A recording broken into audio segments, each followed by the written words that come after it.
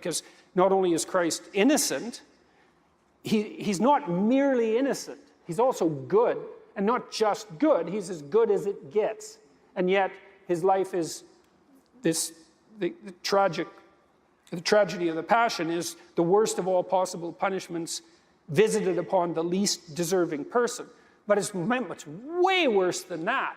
That just barely begins to scrape the surface, because it's torture, and a terrible torture, because the Romans designed crucifixion to be a terrible torture, like consciously.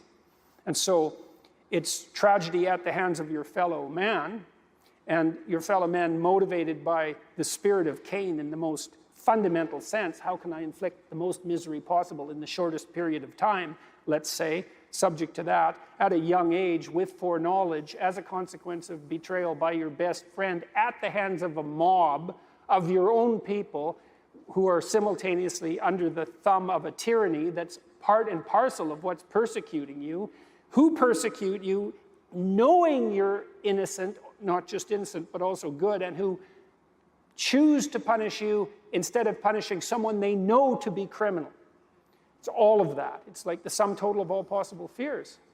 And I think that's right. And it's so interesting to me that psychologically, that not speaking religiously to the degree that that's possible when speaking about such things, is that our culture has put at its center